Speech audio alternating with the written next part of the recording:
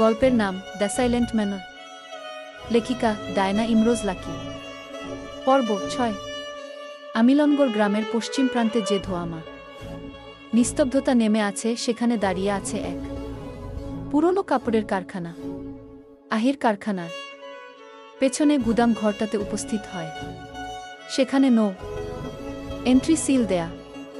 Ahir detective দেখে প্রবেশ করতে পারল। আহিরের সাথে গ্রামের দুজন লোকও আসে। শফিকুল, তারেক, মিলনের কাছের বন্ধু ছিল ওরা। গোটা গ্রাম এখনো স্তব্ধ। কেউ বলে দুর্ঘটনা, কেউ বলে ঈর্ষা, কেউ আবার ফিসফিসিয়ে বলে কি ও এমন কিছু দেখে ফেলেছিল যা দেখা তার কথা ছিল না। নানান লোকের নানান ধরনের ধারণা, মন্তব্য। আহির মির্জা আলিমনগর আসার খবর গ্রামে ছড়িয়ে পড়েছে যেন স্বয়ং বিচার এসে নেমেছে আমিলনগরে। কিছু গ্রামবাসী তাকে দেখে মৃদু হাসেন, তো কিছু লোক মুখে বিব্রতকর ছাপ আনে। আহির ঘুরে ঘুরে স্পটটি দেখছে। চারদিকে রক্তের ছিটে ফোটা। আশপাশটা তীক্ষ্ণ দৃষ্টিতে দেখছে সে। স্পটের বাইরে তার চোখ গেল। সেখানে কিছু একটা পড়ে আছে। আহির সেখানে হাঁটু গেড়ে বসে জিনিসটা হাতে তুলে নিল। এখনই বোঝা না যাচ্ছে এটি কিসের অংশ। আহির খুব মনোযোগ দিয়ে দেখছে। একটি রূপার খণ্ড, কাজে লাগতে পারে খণ্ডটি। পকেটে রেখে দিল। গুদামঘর থেকে বাইরে আসে। কারখানাটার দিকে তাকাল। গেটের উপর লোহার অক্ষরে লেখা আলিমনগর তাঁতশালা, স্থাপিত 1889। অনেক পুরানো কারখানা। এককালে হয়তো এতটা উন্নত ছিল না যতটা বর্তমানে দেখা যাচ্ছে।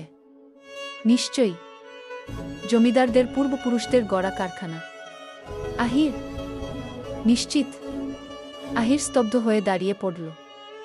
শফিকুল তাকে লক্ষ্য করে বলল, বাবু, এখানে রাতে কেউ বের হয় না। আমাদের কারখানা বিকেল 5টায় ছুটি হয়। কিন্তু ওদিন রাতে আমি একজনকে এদিক থেকেই যেতে দেখেছি। কে সে? বাবু, আশরাফ। বৃদ্ধা বেশিরভাগ সময় রাতে মাছ ধরতে যায়। ওদিন রাত 3টার দিকেই বাড়ি ফিরেছে। আমার সন্দেহ হয় ওনার আসা যাওয়ার পথ এটাই। ওনাকে এখন কোথায় পাব? বাবু, কয়েক মিনিট হেঁটে গেলেই ওনার বাড়ি। গিয়ে আশরাফের বাড়িতে পৌঁছে তারা মাটির ঘর। উঠোনে বসে এক বৃদ্ধা পাখা তৈরি করছে। শীত শেষ হলেই গরম শুরু। এখনই সময় পাখা তৈরি করে রাখার। বৃদ্ধা চোখ তুলে দেখল 4 জন লোক। তিনি বসা ছেড়ে উঠে দাঁড়াতে চাইলেন, কিন্তু তার আগেই আহির তার সামনে গিয়ে বলে, চাচি, আপনার উঠতে হবে না, আমি বসছি এখানে। আহির পাটিতে বসে বৃদ্ধা জিজ্ঞেস করল, তোমরা কারা? আমি শহর থেকে এসেছি। কিছুদিন আগে মিলন যে খুন হলো, ওর ব্যাপারে একটু কথা বলতে এসেছি। বৃদ্ধা এ কথা শুনে চোখ তুলে শফিকুল, তারেকের দিকে দেখল। শফিকুল বলল, চাচারে একটু ডাকেন, ওনার সাথেই কথা বলতে এসেছে। তখন ঘর থেকে বেরিয়ে আসে আশরাফ। কাঁধে গামছা, পরনে লুঙ্গি। আহির উঠে দাঁড়াল। আশরাফ এর সামনে এসে দাঁড়ায়। আশরাফ সবার দিকে একবার তাকাল। খুব উদাসীন দেখালো তাকে। আপনারা? শান্ত স্বরে প্রশ্ন করল। আমি ডিটেকটিভ আহির মির্জা। মিলন এর হত্যার তদন্ত করছি। আপনার সাহায্য দরকার। আমি কেমনে তোমাগো সাহায্য করমু? মিলন যেদিন খুন হয়েছে ওই দিন রাতে আপনি ওই রাস্তা থেকে এসেছেন। এমন কিছু দেখেছেন যা আপনার কাছে সন্দেহজনক মনে হয়েছে? আশরাফ কিছুটা চুপচাপ হয়ে গেল। চোখে ভয়, আতঙ্ক ফুটে উঠেছে একজন ডিটেকটিভের চোখ থেকে। এরূপ অভিব্যক্তি লুকানো মুশকিল। নির্ভয়ে বলুন, হদিন রাইতে আমি ওইখান দিয়েই আইতেছিলাম। হঠাৎ কারখানার গুদামঘর থেইকা একটা কিছু ভাঙ্গনের শব্দ আসে। আমি কৌতূহলবশত ওইখানে যাই, আর তখন একটা মেয়ের তীর্যক কণ্ঠের চিৎকার শুনতে পাই। আমি ভয় পাইয়া যাই। এরপর আমি চইলা আইয়া পড়ি। পরদিন শুনি মিলন নাই। আহির নিস্তব্ধ হয়ে গেল। তারেক বলল, কি বাবু, মেয়ে মানুষ খুন করে নাই তো? কিন্তু মিলন এর সাথে তো কোনো মেয়ের সম্পর্ক ছিল না, বিবাহিত ছিল। যদিও ওর বউ মারা গেছে। সন্ধ্যার দিকে আহির মির্জা পৌঁছালো পশ্চিম পাড়ার ধানক্ষেতের পাশের এক কাঁচা ঘরে। সেটিই ছিল মিলনের ঘর। ছোট্ট মাটির দেয়াল, খাটের পাশে একটি পুরনো লণ্ঠন, জানালার ধারে রাখা একটি ছবি। এক তরুণী, মিলনের স্ত্রী, নিশ্চয়ই চোখে গভীর স্নেহের ছায়া। আহির খাটের নিচে চোখ বুলিয়ে পেলেন একখানা পাতলা কাঠের বাক্স। খুলতেই ভেতরে কিছু কাগজ, শুকনো ফুল আর একখানা ডায়েরি। পাতাগুলো হলদে, লেখাগুলো অস্পষ্ট। বাইরে তখন সন্ধ্যা, কুয়াশা নামতে শুরু করেছে। গ্রামের গাছপালা নিস্তব্ধ, কেবল দূরে এক পেঁচার ডাক। আহির, তার সহকারী অরুণ, শফিকুল এবং তারেক ঘরের বাইরে বের হয়। মিলনের ঘর থেকে তেমন কিছু পায়নি। হঠাৎ দেখল দূর থেকে এক বৃদ্ধ মানুষ লণ্ঠন হাতে এগিয়ে আসছে। এসে থামে আহির এর সামনে, কাপা গলায় বলল, আপনি কি মির্জা বাবু? হ্যাঁ, কিছু হয়েছে? বৃদ্ধ একটু থেমে বলল, ও মিলনের মৃত্যুর রাতে আমি জেগেছিলাম বাবু। রাত ছিল ঘন কুয়াশার। হঠাৎ গুদামঘর এর ভেতর থেকে এক নারীর কান্নার শব্দ শুনি।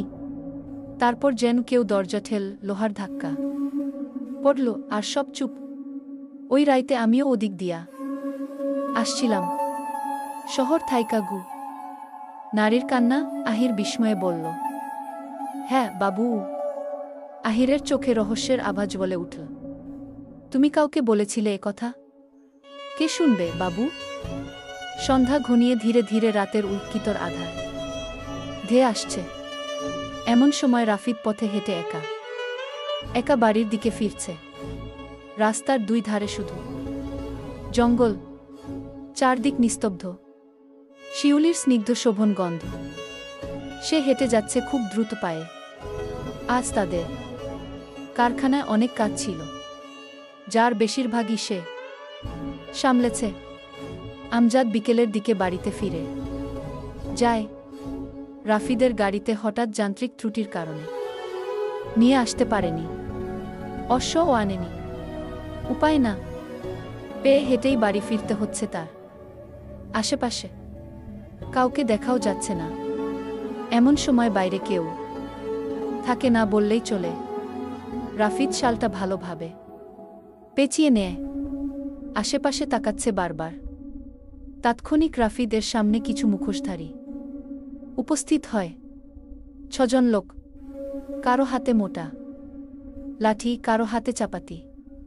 ওদের কারো মুখ দেখা যাচ্ছে না। রাফিদ নিরস্ত্র।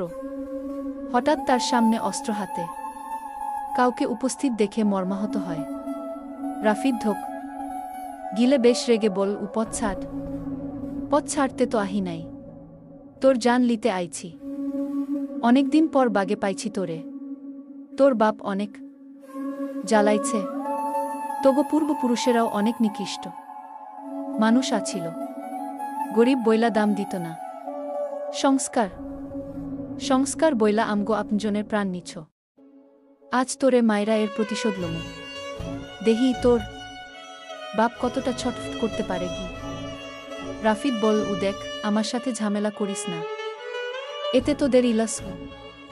তখন একজন মুখোশধারী বলে উঠল, ওই ওরে শেষ কর।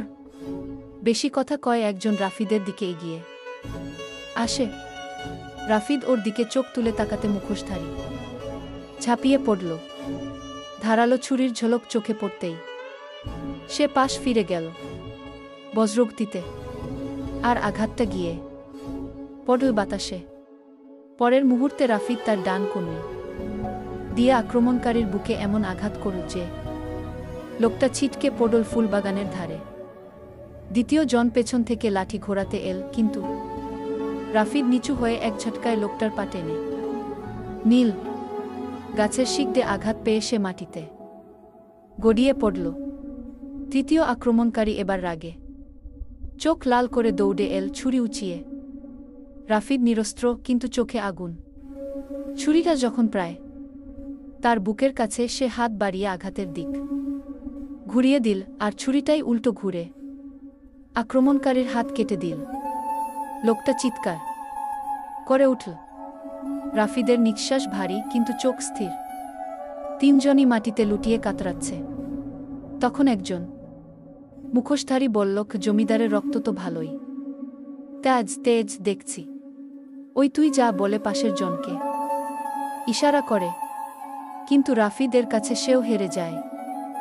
আক্রমণকারী মাটিতে পড়ে যায়। রাফিদ ক্রোধে লোকটার উপর ভর করে বসে তার মুখ দেখতে চাইল। তখনই বাকি দুজন এসে রাফিদের পিঠে লাঠি দিয়ে আঘাত করে।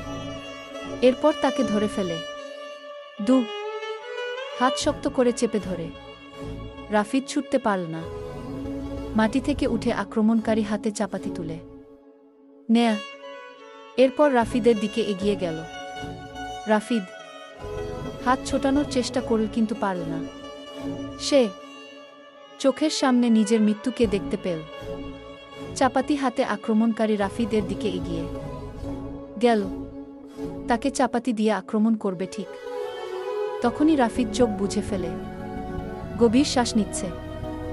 ঘেমে গেছে সে, কিন্তু আশ্চর্যের বিষয় হল তার শরীরে চাপাতির আঘাত লাগেনি। সে চোখ মেলে তাকাল। চাপাতি তার পেট বরাবর ছিল ঠিকই, কিন্তু একটা ফর্সা রঙের হাত চাপাতিটি ধরে রেখেছে। তার সামনে দাঁড়িয়ে আহির মির্জা। ঠিক সেই মুহূর্তে আরও একজন হঠাৎই রাফিদকে ধরে রাখা আক্রমণকারীকে লাথি মেরে ফেলে দেয়। রাফিদ ঘুরে তাকাল, মীরকে দেখল।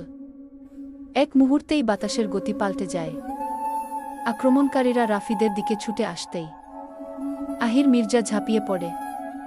এক আঘাতে তার কোট উড়ে যায় পাশে, আর লাঠিতে ছিটকে পড়ে এক দুষ্কৃতী। মীর লাঠি ঘুরিয়ে আরেকজনের হাত থেকে অস্ত্র ছিটকে দেয়।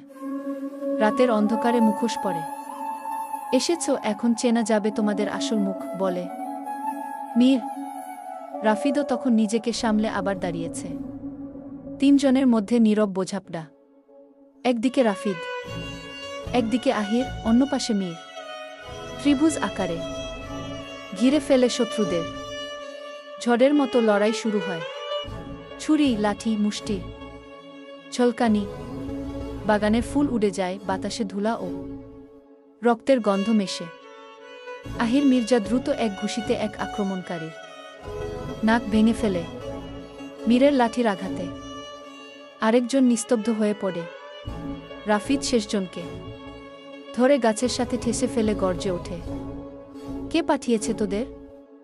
লোকটা গো গো শব্দ করে, তারপর মাটিতে ঢলে পড়ে অচেতন হয়ে। বাতাস আবার নিস্তব্ধ হয়। কেবল দূরে কুকুরের ডাকে ভাঙে সেই নীরবতা। রাফিদ নিচু হয়ে একজনের মুখোশটা খুলে দেখে, তারপর ধীরে বলে ওঠে, এই খেলা বড় গভীর মীর, এখন থেকে সাবধানে থাকবে। এরা পুরানো শত্রু। মীর রাফিদের দিকে তাকিয়ে বলল, তুই ঠিক আছিস? আমি ঠিক আছি। ঘুরে তাকাল আহিরের দিকে। হাত থেকে তার রক্ত ঝরছে। মীর ও রাফিদ ছুটে আসে। মীর খুব চিন্তিত হল। আহির, তোর হাত থেকে রক্ত ঝরছে। কত আর ঝরবে? এমনিতেই থেমে যাবে। রক্তের শখ মিটলেই অদ্ভুত দ্রুত বাড়ি চল, বেশি রক্ত বের হলে সমস্যা হবে, বল রাফিদ। মীর এদিক ওদিক তাকিয়ে বলল, ওই তো একটা বাড়ি দেখা যাচ্ছে, চল ওখানে।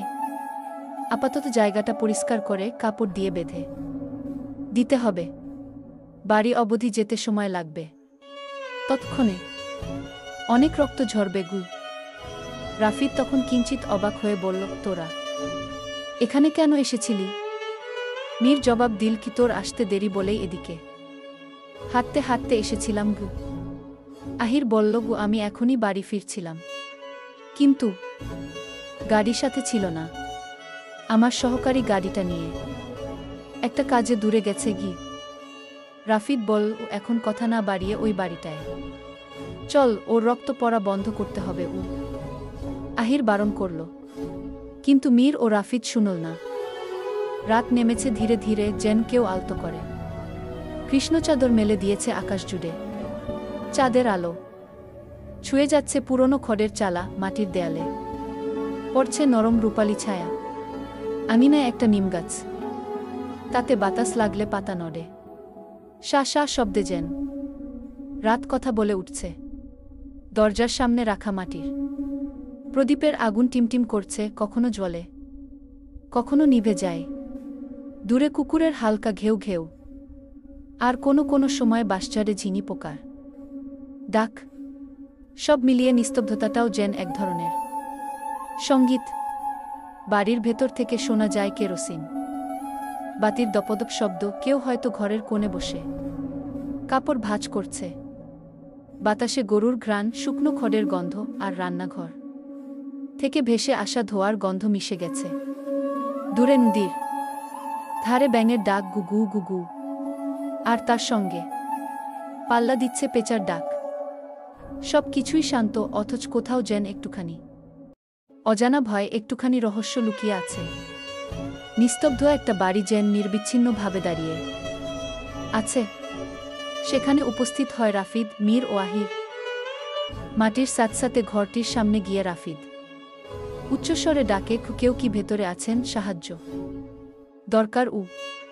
মীর বাড়িটি দেখে চিনতে পারে রহিমাদের বাড়ি। রাফিদ ডাকার কয়েক সেকেন্ড পর বেরিয়ে আসে রহিমা, লাঠির উপর ভর দিয়ে ঘর থেকে বেরিয়ে আসে। কোমরের ব্যথায় সোজা হয়ে দাঁড়াতে পারছে না। রাফিদ দেখল সে রহিমা। রহিমা রাফিদকে দেখে চিনতে পারে। খালা আপনি? বাবা তুমি এখানে এত রাইতে? কিছু হয়েছে? আমরা কারখানা বাড়ি ফিরছিলাম, গাড়ি নষ্ট হয়ে যাওয়ায় হেঁটে হেঁটে ফিরছিলাম, কিন্তু মাঝপথে অন্ধকারের জন্য আমার বন্ধুর হাতটা কেটে যায়, রক্ত ঝরছে। বাড়ি অবধি এভাবে গেলে অনেকটা রক্ত ঝরবে। রহিমা চোখ তুলে আহিরের দিকে দেখল, ডান হাতটা রক্তে মাখা। তোমরা বারান্দায় বস। মীর আহিরকে নিয়ে বারান্দায় উঠে বসে। খুঁটির সাথে হারিকেন ঝোলানো, উঠোনে কিছু গাছের সাথে মশাস জ্বলছে। চারপাশটা বেশ সোনালি রঙে রঙিন দৃশ্য ফুটিয়ে তুলেছে। রহিমা ঘরের দিকে তাকিয়ে উচ্চস্বরে ডাকল, গৌরী। জমিদার বাড়ির এক বাবুর হাত কাইটা রক্ত ঝরতাছে, তুই একটু দেখ মা। আমি তো সোজা হয়ে দাঁড়াতে পারতেছি না গি। আহির মীরকে লক্ষ্য করে বলল, আমার কিছু হয়নি, এতটুকু রক্ত ঝরলে কিছু হবে না, চল চলে যাই এখান থেকে। শুধু শুধু ওনাদের বিরক্ত করছি। মীর রাফিদ শুনল না। এরপর মিনিট পাঁচেক পর ঘরের ভেতর থেকে গৌরী বেরিয়ে আসে। মাথার ওড়না নাক অবধি ঝুলছে। গৌরী এসে আহির সামনে বসে, হাতে ছিল জলের জগ। জল দিয়ে আহির এর হাতটি পরিষ্কার করে কয়েক সেকেন্ড বসে আহিরের হাতের ক্ষত এর দিকে দেখল। ছুরি অথবা চাপাতির আঘাত দেখেই বোঝা যাচ্ছে নিশ্চয়ই কোথাও থেকে মারামারি করে এসেছে। গৌরী নিশ্চিত? গৌরী আহিরের হাতটি ভালোভাবে পরিষ্কার করে নেয়া, এরপর সেখান চা পাতা ভাটা দিল। আহির কিছুটা ব্যথা পেল। গৌরী চা পাতা দিয়ে তার উপর একটা সাদা রঙের কাপড় দিয়ে হাতটা পেঁচিয়ে বেঁধে দেয়া। মীর গৌরীকে লক্ষ্য করে বলল, শুক্রিয়া, আপনি না থাকলে হয়তো ওর শরীরের সমস্ত রক্ত ঝরেই যেত। আসি তাহলে আমরা কি? বলে উঠে দাঁড়ালো। আহির স্তব্ধ নজরে চেয়ে রইল গৌরীর দিকে। গৌরী দূরে সরে দাঁড়ায়। আহির, রাফিদ, মীর রহিমাদের বাড়ি থেকে চলে আসে। আহির যেতে যেতে বারবার পেছন ঘুরে দেখল। রাত বাড়ছে। রাতটা যেন রূপলি, চাঁদ মাথার উপর জ্বলছে, তার আলো পড়ছে জমিদার বাড়ির পুরনো ছাদের উপর। খড়ের চালা, পুরনো টালি, দোতলার জানালা, সবকিছু যেন ভিজে উঠেছে শান্ত আলো। চারদিক নিস্তব্ধ, তবু এই নীরবতার মধ্যেই আছে এক অদ্ভুত মিষ্টি সুর, ঝিঙি পোকার ডাক, দূরে ধানের ঝিরিঝিরি শব্দ, আর মাঝে মাঝে হালকা বাতাসের ছোঁয়া। আঙিনায় বড় একটা নিমগাছ, তার পাতা থেকে টুকটাক শিশির পড়ছে, আর তার নিচে একটা পুরনো পাথরের বেঞ্চ। সেখানে বসে আছে আহির, রাফিদ। দূরে গরুর খামার থেকে হালকা ঘণ্টার আওয়াজ ভেসে আসে, ঠন ঠন খন। গরুগুলো ঘুমাচ্ছে নিশ্চিন্তে, তাদের নিঃশ্বাসের শব্দটাও যেন এই রাতের অংশ। বারান্দার এক কোণে স্ফটিক ঝাড়বাতিটা জ্বলছে, মৃদু আলো। বাড়ির দোতলার একটা ঘরের ভেতর থেকে ভেসে আসছে লালঙ্গিতি কারো মিষ্টি কণ্ঠে গাওয়া, খুব নিচু স্বরে। সব লোকে কয় লালন কি জাত সংসারে ই। সেই সুরটা ঘুরে বেড়ায় উঠোন জুড়ে, চাঁদের আলো মিশে যায় ধীরে ধীরে। সুরটি আহির কানে এসে বাঁধে। জিজ্ঞেস করল, কে গাইছে? রাফিদ বল, উ দাদি। তার লালঙ্গিতি পছন্দ উ। বাগানের বিভিন্ন গাছের ডালে হালকা বাতাস লাগে, পাতা দোলে আলতো করে, রাতরানীর গন্ধ ছড়িয়ে পড়ছে চারদিকে। মনে হয় যেন গোটা বাড়িটাই ঘুমাচ্ছে সেই গন্ধে মাতাল হয়ে। ঘরের ভেতর থেকে শেফালি বেরিয়ে আসে, হাতে দু কাপ চা। চুপচাপ এসে রাফিদ ও আহিরকে চা দিয়ে যায়। ধীরে ধীরে সময় গড়ায়। আহির তখন বল, চল বাড়ির পেছনে পুকুর পাড় থেকে ঘুরে আসি গু। বাড়ির পেছনের পুকুরে জলের উপর চাঁদের প্রতিফলন, যেন দুটি চাঁদ একে অপরের দিকে তাকিয়ে আছে। বক পাখি ঘুমিয়ে আছে ঘাটের ধারে, জলের হালকা ঢেউ পড়ছে সিঁড়ির ধাপে ধাপে। রাতের এই প্রশান্তি এমন যে মনে হয় জগতের সব অস্থিরতা যেন বাইরে কোথাও থেমে গেছে। এই বাড়ির ভেতর শুধু বাতাসের গন্ধ, মাটির শান্তি, আর একটা পুরনো সুর বাজছে খুব নরমভাবে, যা শুনলে মনটা নিজের অজান্তেই নিস্তব্ধ হয়ে যায়। কিন্তু আহির খুব চিন্তিত। ঘাটের পাড়ে দুজন বসে পাশাপাশি, রাফিদ একটা সিগারেট ধরাল, আহিরের দিকেও একটা ধরিয়ে দিল। সন্ধ্যায় তখন তারা তিনজন বাড়িতে ফিরলে আমজাদ তাদের অবস্থা দেখে কিছু বুঝতে পেরে অনেকবার জিজ্ঞেস করেছিল, কিছু হয়েছে তোমাদের? মীর তখন সত্যটা লুকিয়ে মিথ্যা বলেছিল। আমজাদ কে? শালুক আহিরের হাতের অবস্থা দেখে দুঃখ প্রকাশ করে। সে তখন বলেছিল খিদক এর ব্যবস্থা করছে, কিন্তু আহির নাকচ করল। মীর তাদের মাঝে এখন উপস্থিত নেই। রাফিদ এবং আহিরকে বাড়ি অবধি পৌঁছে দিয়ে কোথাও একটা চলে যায়, কাউকে কিছু না বলে।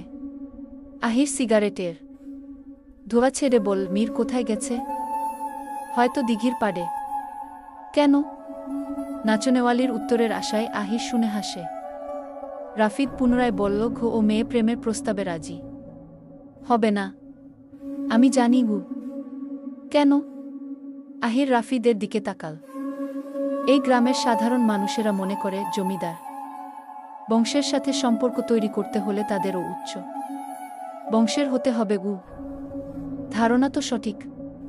আজ তুমি যদি একজন সাধারণ মেয়েকে বিয়ে করতে চাও, তোমার পরিবার সেটা মেনে নিবে? রাফিদ নিঃশব্দে হেসে বল, পরিবার, সংস্কার, নিয়মনীতির জন্য কত সম্পর্ক ভেঙে যাচ্ছে, যেখানে ভালোবাসার মানুষ দুটো একে অপরকে চাইলেও পূর্ণতা পায় না। পরিবার, সমাজ পূর্ণতা পেতে দেয় না গি। পেছন থেকে তাদের কথোপকথন শুনে নেয় বুলবুল। সে সময় না নিয়ে দ্রুত পায়ে হেঁটে মায়ের ঘরে যায়। মায়া ঘরে একা ছিল। তাকে বুলবুল জানায়, শুনেছি মীরবাবু মাস্টার এর মেয়ের কাছে চিঠির উত্তর আনতে গেছে। ছেলেটা মোটেই সুবেদার না। গ্রামের কোনো মেয়েকে বিয়েও করবে না, শুধু শুধু মজা নিতেছে সহজ সরল মেয়েগুলোর সাথে। দেখবেন আপা, তার কপালে মেয়ে জুটবে না গি। মামা বুলবুল এর কথার কোনো প্রতিক্রিয়া করল না। বুলবুল মায়ের কোনো প্রতিক্রিয়া না পেয়ে ঘর ছেড়ে বেরিয়ে যায়। মায়া তাকিয়ে আছে শূন্য মনে, আকাশপানে। বুলবুল যেন কাটা ঘায়ে নুনের ছিটা দিয়ে গেল। মায়ের মনটা বিষিয়ে উঠল, চোখে জল জমল। জলের ফোঁটা গড়িয়ে গালে পড়তেই হাত দিয়ে মুছে ফেল। তখন হঠাৎ হাউ শব্দে মায়া লাফিয়ে উঠে তাকিয়ে দেখল মীর। আপনি এত রাতে এখানে? দেখতে আসলাম তোমার জ্বর কমল কিনা। দেখি তো জ্বর কমেছে কিনা বলে মায়ের কপালে হাত দিয়ে। জ্বর দেখতেই মায়া সরে গিয়ে বলল, আপনার অধিকার নেই আমার শরীর স্পর্শ করার। পর পুরুষ আপনি। ও আচ্ছা, তোমাকে ছুতে বুঝি দলিল লাগবে?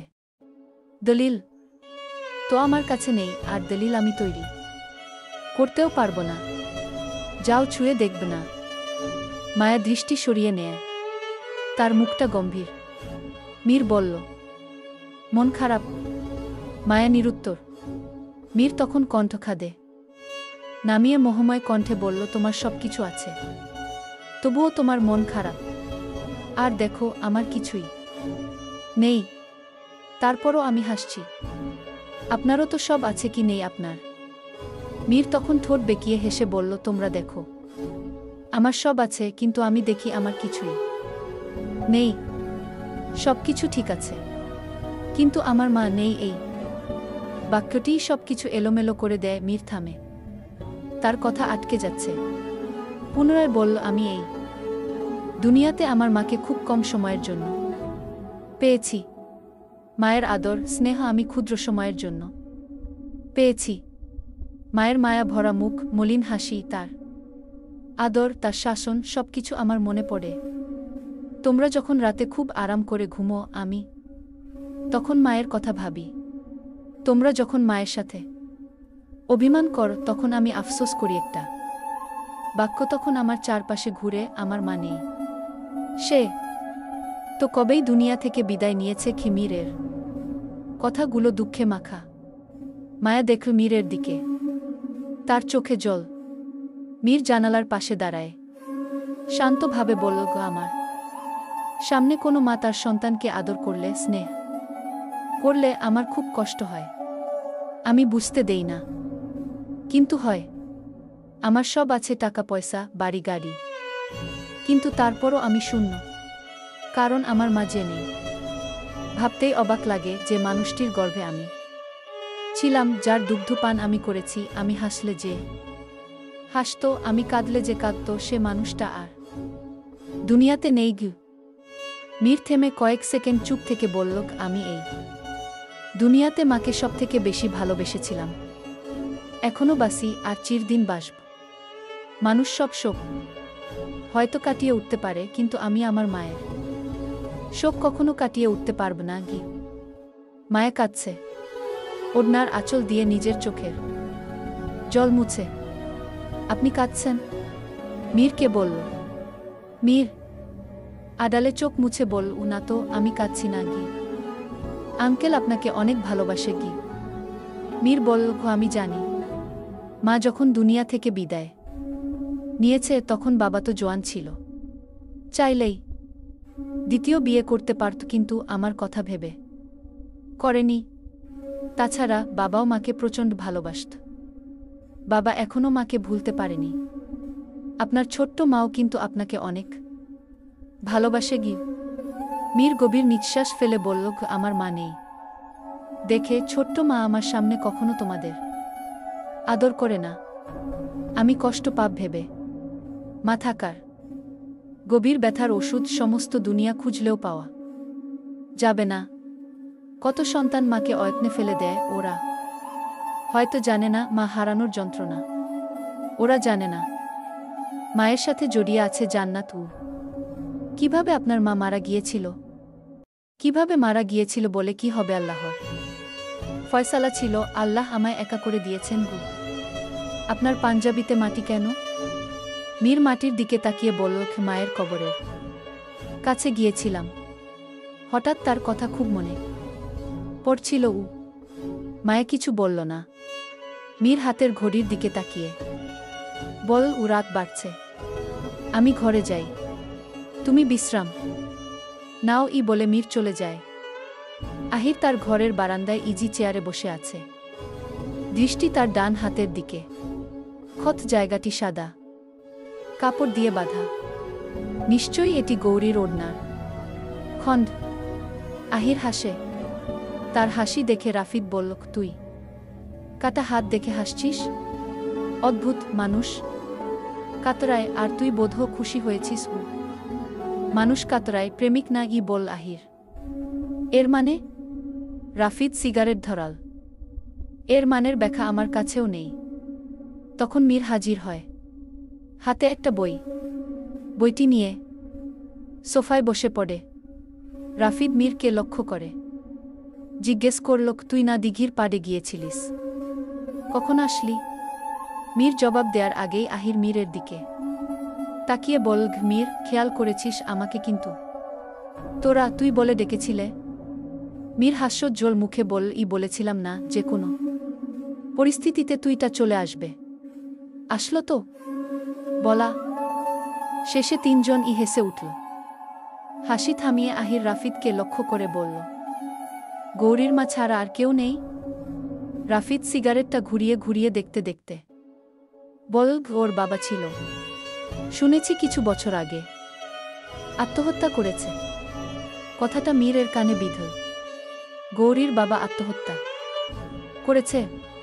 তবে শেফালি কেন বলেছে একদিন রাতে ঘর থেকে কেউ ডেকে নিয়ে তাকে মেরে ফেলেছে? মিথ্যা কেন বলল? পরের পর্ব পড়ার অবশ্যই একটা লাইক আর কমেন্ট করে জানেন।